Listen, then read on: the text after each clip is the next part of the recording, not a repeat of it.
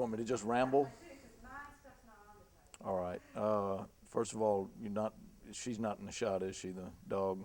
Okay, you're okay because she likes to stay near, and I want to make sure. If she gets, all right, well, you'll just let me know if you need to. All right, well, I'll ramble, and then when I stop, you can ask me something. Okay. Well, I grew up in Tuscaloosa, Alabama, and that's where my musical career began, and my first experiences in bands and specifically in integrated bands. And of course, this was a very turbulent time in the '60s. Uh, there was a lot of segregation going on.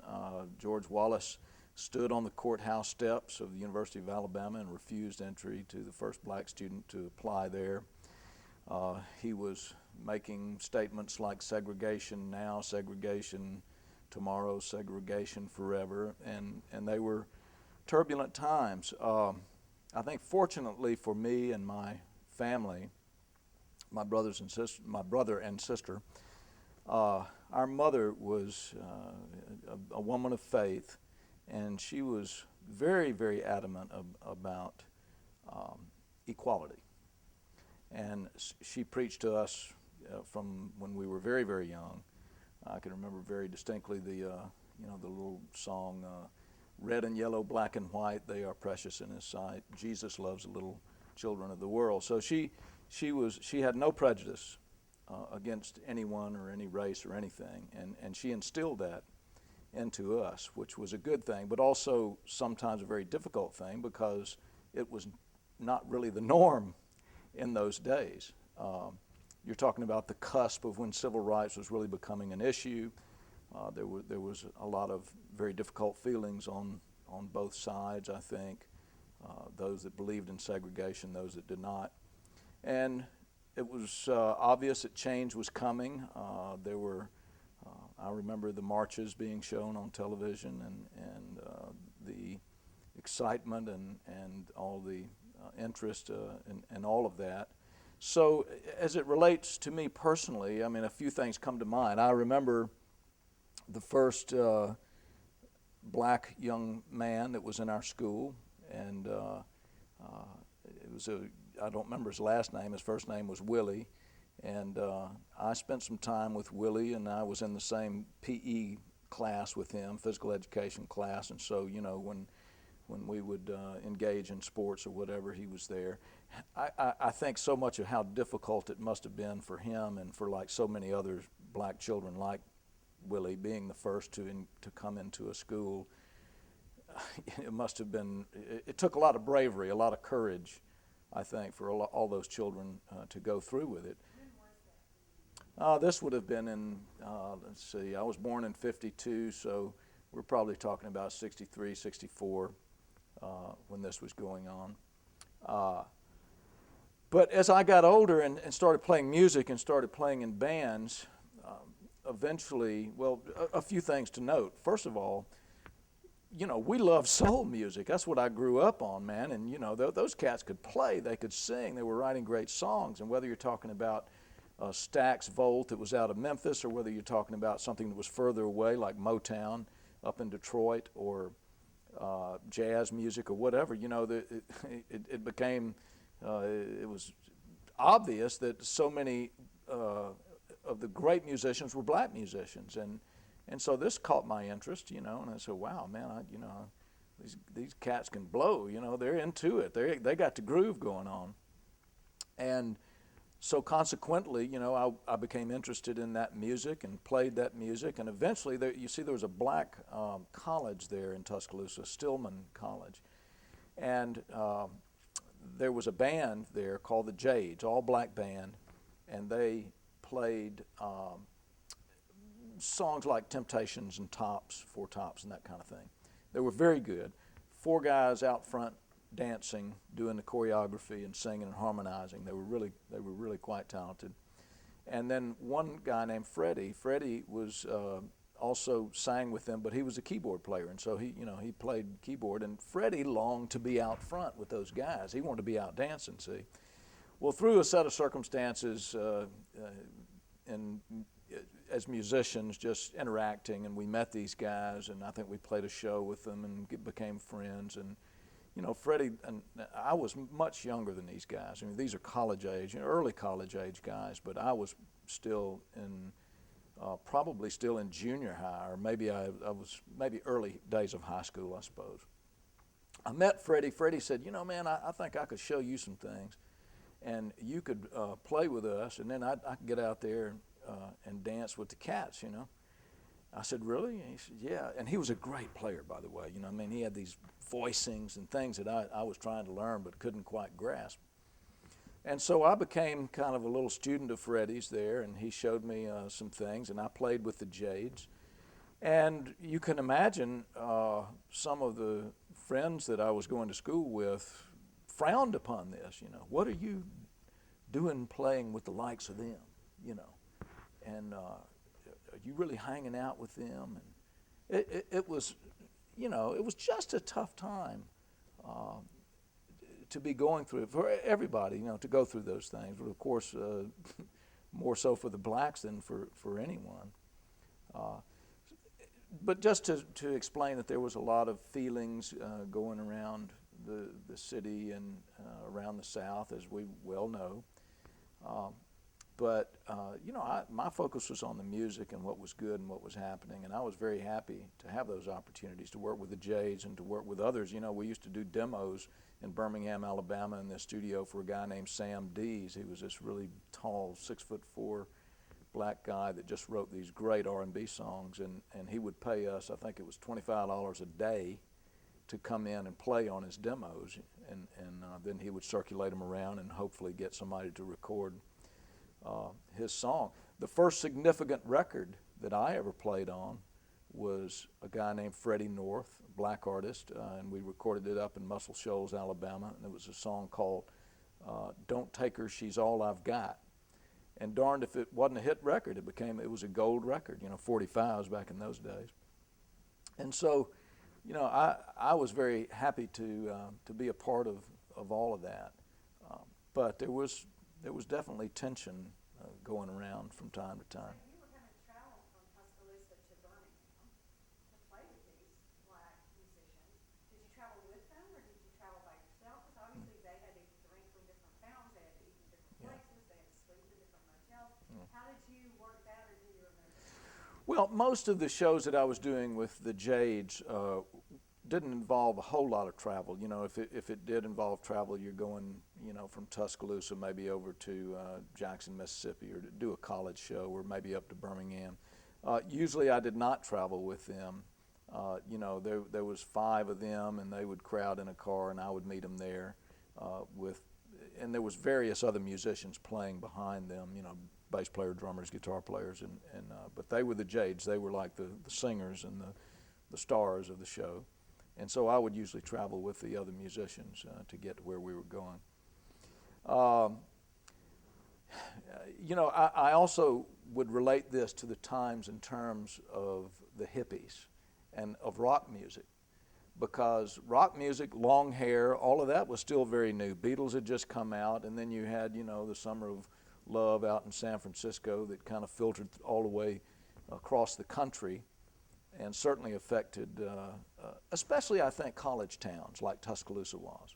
Anywhere where there was young people and you know, the air of change was about. I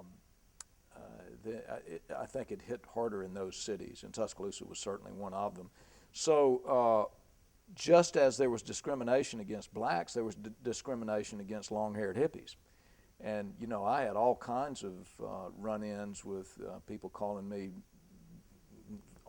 very colorful names and telling me what I shouldn't look like or who I should not be hanging out with. And I remember being chased in my car once when I barely had my driver's license. I was 16 years old and was driving my dad's Mercury Monterey at the time, and these redneck guys just had it in for me. You know, they saw me, I had hair down to here, and they decided I was a target, and so they started yelling at me, pulling up next to me, racing me, trying to run me off the road, and scared the bejesus out of me. Luckily, it didn't result in me getting beat up or anything. I eventually got somewhere where I could get away from the guys. But, you know, there were incidences like that that went down against my kind, which was the hippies, musicians, long-haired guys, just as there were against the blacks. Yeah, Chank, we talked to him about, and he was sort of saying the same thing, because obviously he was, you know, when he met Wayne and everything over down in that section of town, and he was saying that, you know, the hippies were, everybody's looking at them like maybe one step above the blacks, but not much further above. Yeah. You know, they were still Yeah. treated with disdain and sort of a prejudice. Yeah, there was. So Well, that he thought that that was another commonality that the yeah. musicians had, that the white musicians had with the black musicians to begin with, was this sort of underlying prejudice and fear of Yeah. people with long hair, like they Yeah. have fear of people with black skin. Well, it's absolutely true that, you know, that there was a kindredship between those of us that were musicians and hippies and long hairs and the blacks because of the prejudice that we both experienced. And, you know, it made us become closer, I think.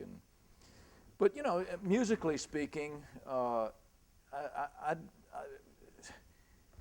I think a good musician in those days, even though there was, you know, lines trying to be drawn here and there between this kind of music, that kind of music, and who should be playing what, I think good musicians didn't pay that any mind at all. You know, it was all about the music. It was all about, you know, let's put something together that's meaningful and fun, sounds good, that people like, and it doesn't matter whether the guys or girls in the band are green, blue, orange, purple, or yellow, or whatever they might be. You know, let's just get the best players together and play. And that was really the attitude that we all had back then. So more respect for the music overrode everything, just the fact that you have respect for it. Yeah, well, you know, music is the universal language, isn't it? And it bridges all kinds of gaps, and I think it helped bridge the racial gap, and always has, and I think it always will. Okay, then you came to Macon. Now, you came to Macon after Ronnie Thompson, so, and he was pretty infamous in his own right, but I don't think you had to deal with Ronnie at all, right? He was 1967 to 1975, so tail end of when you came, or no? Is that right? Yeah, Ronnie Thompson was in power in office when I came to Macon. I came in '69 for the first time, and that was basically to just get a tour of the town, a little feel for the town. I was interested in Capricorn Records.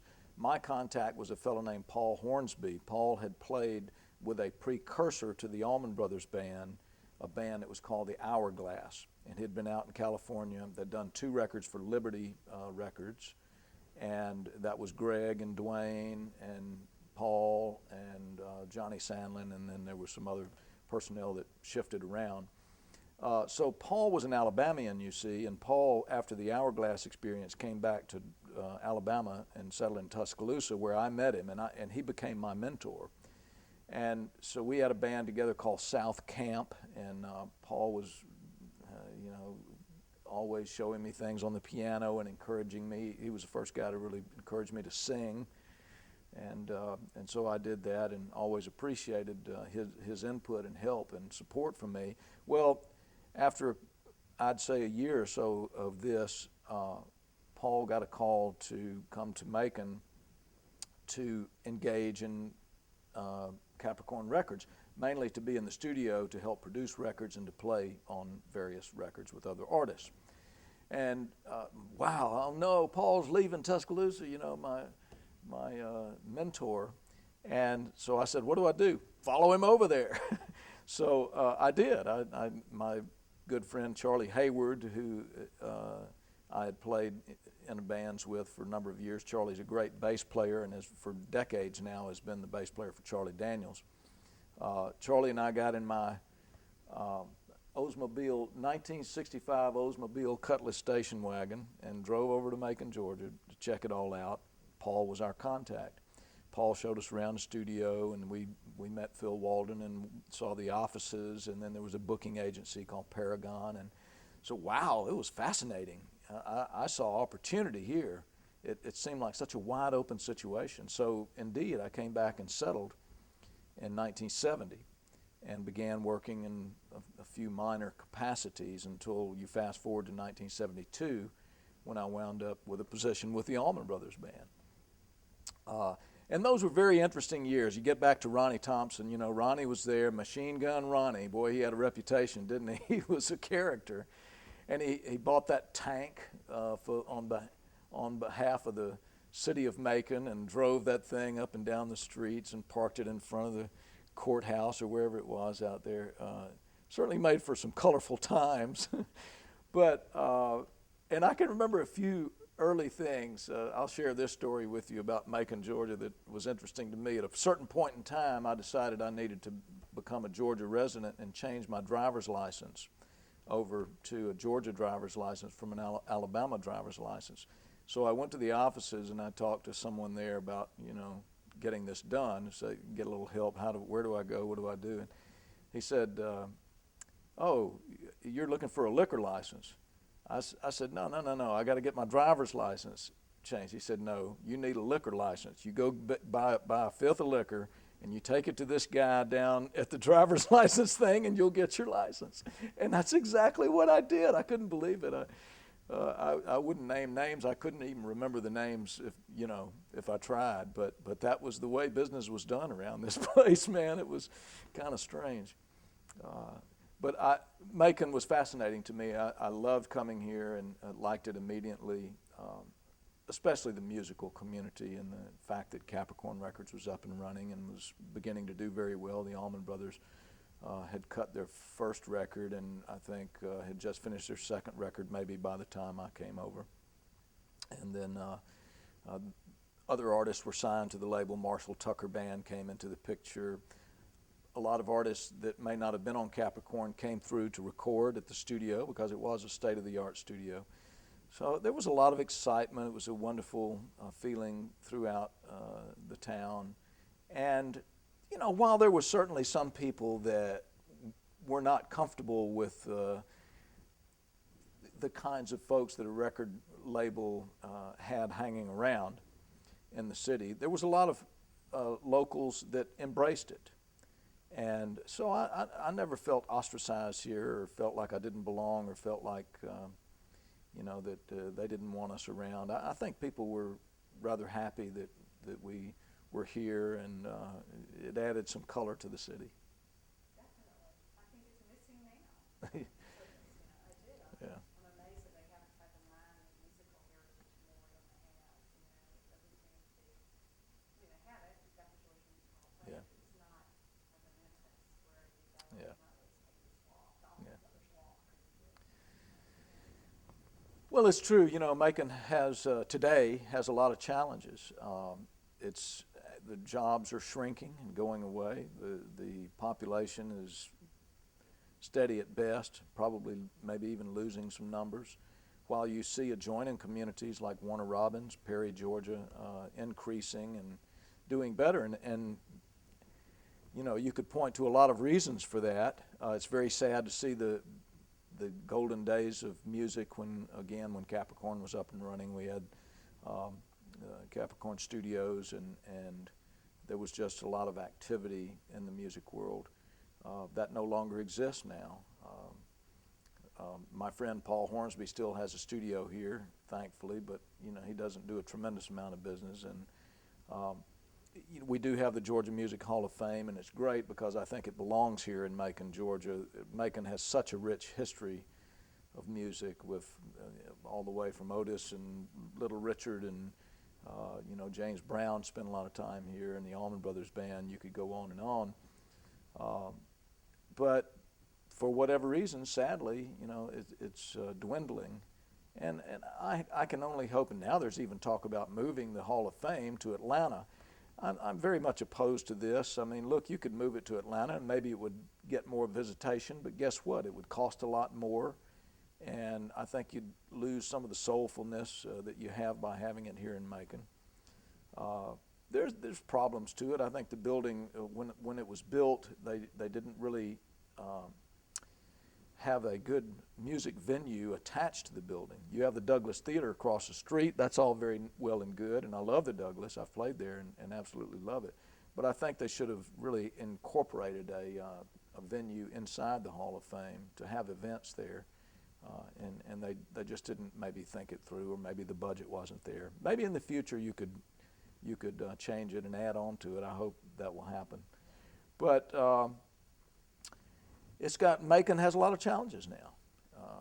It's not the Macon of the golden era when we were rocking and rolling in the 70s and had a lot going on here with the record label and all. So what goes around can come around, and I'm hopeful.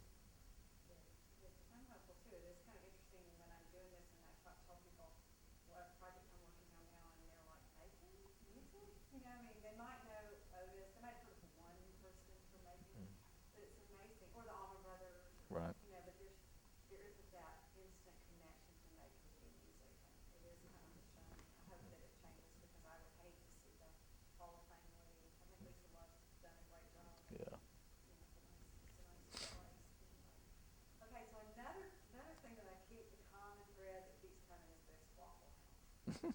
Musicians are always either talking about the Waffle House, unwinding at the Waffle House, you know, it's open 24/7, whatever.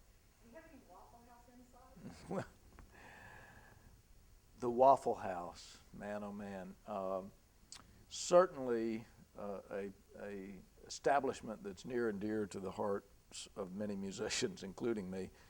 It was just a great gathering place after a gig. If you'd played a gig and then maybe there was a jam session after the gig, and you know you stayed up all night, or even if it wasn't all night, you know they were usually open 24 hours. So you know you might show up there at 4 o'clock in the morning and get that breakfast, a combo, get that good old pecan waffle and a side of scrambled eggs and some bacon, and get that coffee and kind of get yourself back together before you go crash out, you know, and the cats could sit there and talk about the show, talk about the record that you were making. You know, oftentimes after recording sessions we would go there before we'd go crash out, you know, and get ready for the next day.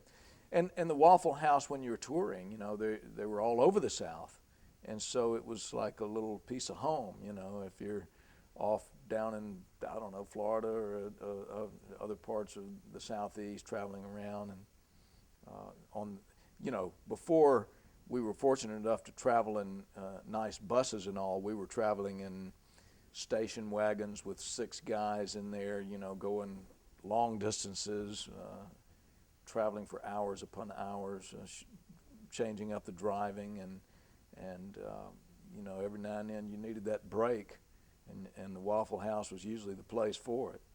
So I think it's a very important institution for musicians. Seems to be, I the Waffle House as its own little seaside, you know, every time I turn around, and everybody knows the jukebox. Yeah. You know, the songs on the jukebox and all that kind of stuff. Yeah. It seems to be an unwinding, like you said, a little bit of home. Everybody says, at least I know that there's going to be that yellow Yeah. sign somewhere on the interstate where I can stop after play. Yeah, you know, the Waffle House offered some element of consistency. That you were very comfortable to go there and pop in, even if it's just to get a cup of coffee and wake up before you had to finish that drive out or whatever it might be. Just take that little break. And you know, I always love the way they greet you when you walk in the door too. Hello, how are you? Welcome. You know, they're always friendly, and you know, you feel like you're going to somebody's house that you know, that are neighbors, that always treat you well. And somebody mentioned that you feel like the waiters and waitresses are all related to each other. They all treat you, you know, Yeah. they're like family, that you feel like family, and Oh, yeah. that bottomless cup of coffee keeps coming. Yeah, that's right. So can you think of anything else that might be connected to race, music, the South, or, I mean, if there's an international story that you can think of, anything like that that we can kind of, We've covered a lot of bases, but I'll try to surmise, if I might. You know, I think the great thing is that music helped conquer the problem of segregation and the racial lines. And I'm very happy about that. I'm very proud to have been involved in playing music throughout the South, and I think hopefully bringing people together rather than seeing divisions occur musically. Those are very interesting times, the late 60s and on into the 70s. Things changed drastically, as we know. Attitudes changed, people's lives changed.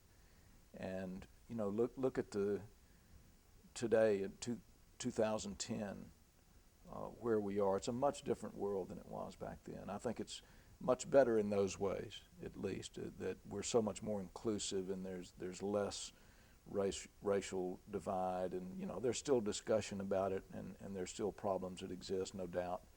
But so we've come so far, and I think music was a big part of that, and it was just so interesting, and I'm so glad that I grew up during that time and was able to see these changes.